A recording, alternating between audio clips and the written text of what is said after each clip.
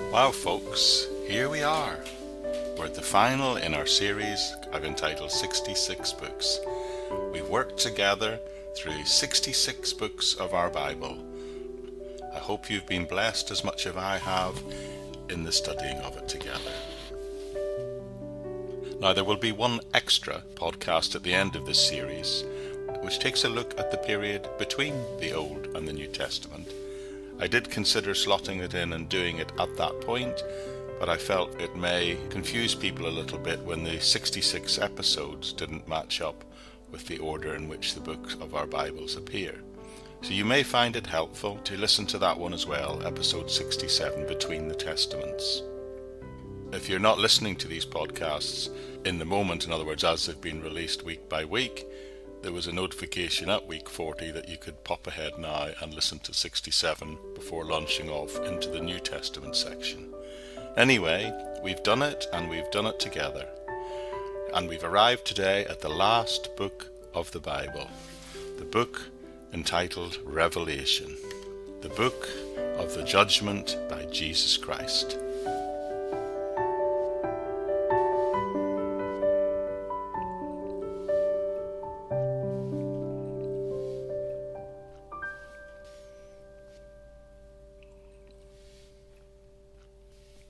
Revelation is the only holy prophetic book in the New Testament. There are in fact 17 such books in the Old Testament. It is without doubt a superb finish to God's library of messages to the world he loves. The name of the book is taken from the verse, which tells us that this is the revelation of Jesus Christ. Now the author is declared to be Jesus Christ, but the one who receives it and passes on to us is someone who calls himself John. That's told us in Revelation chapters 1 all the way through to 22, and he describes himself as a servant of Christ, but also he says he is our brother and companion in tribulation. Tradition says the author was again John the Apostle. And the number of similarities between Revelation and the other books written by John is very strong. Distinctive use of terms and phrases like the Word, the Lamb, and the Truth, as well as contrasting themes like light and darkness, love and hate, and good and evil, also strongly support the conclusion that the Apostle John was the author of this book. So who was it written to? John states that he was banished to the island of Patmos in Revelation chapter 1 verse 9, and he wrote it before his release. He tells us that several times in the book. A famous historical person in the church called Irenaeus wrote that John was banished to Patmos in the 15th year of Domitian, who ruled from 80 to 95 AD. And we know that John was released by the Roman leader Nerva in 96 AD. Therefore John probably wrote the Revelation around about the time of his release, or in the last year of his captivity in 95 or 96 AD. Revelation was addressed to the 7 churches of Asia Minor, and John begins by naming Ephesus and continues clockwise through the list of 7 churches until he arrives at Laodicea. At least some of these churches were suffering persecution, quite severe persecution in some cases. You see, Domitian was the first Roman emperor to demand emperor worship while he was still alive, and it was this that led to this new persecution of Christians. The message of the book is fairly straightforward on a superficial level. It is the revealing of Jesus Christ as the judge. He will be the one who will judge the world, and he's the one who will judge the church. The message is that since Jesus Christ is the judge of the churches as well as the world, then persecuted Christians should be comforted, and complacent Christians should be challenged to endure in the knowledge that they will be rewarded in the future. The structure of this book is probably more complicated than any other in the Bible. The literary form is a blend of letter writing and what is called apocalyptic literature. Apocalyptic literature uses symbols which often appear random on the surface, for example, beasts with 7 heads and 10 horns, etc.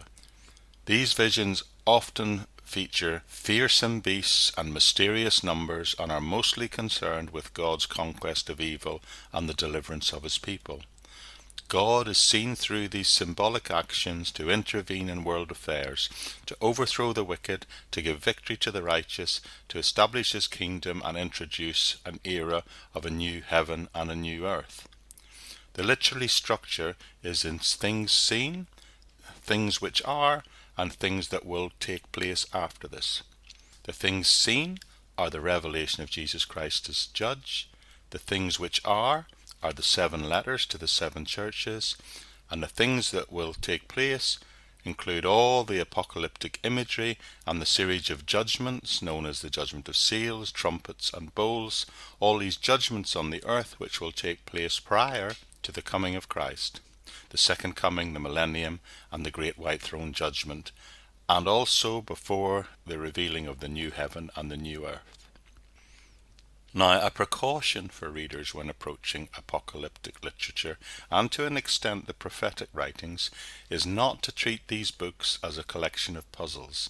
They were not given to amuse Christians by giving them mysteries to work out. They were given to strengthen and to guide those who are suffering persecution. There is little spiritual benefit in finding the meaning of symbols while ignoring their relevance to personal experience right in the now. Christian persecutions and divine judgments on the persecutors have occurred repeatedly through church's history and will continue to be repeated until Christ returns. From the 1st century to the present, Christians have triumphed over the forces of the Antichrist through Christ's victory on the cross. Revelation 12:11 tells us so. But the ultimate victory will come when Christ returns to banish evil, save his people, and bring in the eternal age of peace and joy, as described all the way through this book.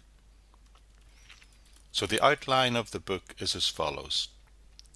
Chapter 1 is an introduction. Chapter 2 to the end of chapter 3 is that letter to the 7 churches. Then in chapter 4 and 5 we have a vision of heaven.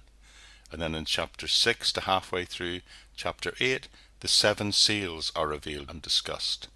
And then in chapter 8:6 to the end of chapter 11, the 7 trumpets appear. Then in chapter 12 through to 14, there are pictures, symbolic and literal, of conflict and triumph. Then in chapters 15 and 16, the 7 bowls of wrath are revealed. In chapter 17 to 19 verse 10, Babylon the Great is revealed. And in chapters 19:11 through to 20:15, the triumph of God is pictured for us. And then heading towards the end of the book, we see the revelation of the new heaven and the new earth in chapter 21 and the first few verses of chapter 22. Then the final part of this book, its whole conclusion, is revealed in chapter 22, verses 6 to 21. So let's think about the purpose of this book, why it was written. At the time it was written, it was a very testing time for Christians. Thousands were imprisoned. Thousands were being tortured, killed, or put to work as slaves. Oppression was increasing. People in general were becoming more anti-Christian, and the government enforced emperor worship as a policy. To make matters worse for the church, false teachers were creating trouble within the churches by encouraging Christians to cooperate with the pagan religions of the state and telling them to join in practices that were clearly idolatrous and immoral. Many Christians were discouraged, and no doubt some were confused, and some were even renouncing their faith.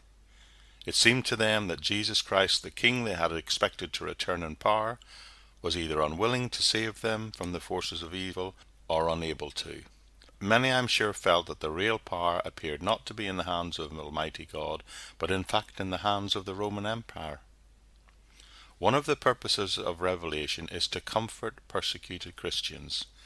When Domitian became emperor, he demanded worship, which led to this new persecution, and some are being persecuted literally to death. Revelation chapter 1 verse 9 says, "We are companions in tribulation." So John knew what he was writing about. John wrote to comfort and to reassure Christian believers that Christ will eventually deal with the situation, judge sin on the earth, establish his kingdom, and bring about everlasting righteousness. Another purpose of Revelation is to challenge complacent Christians.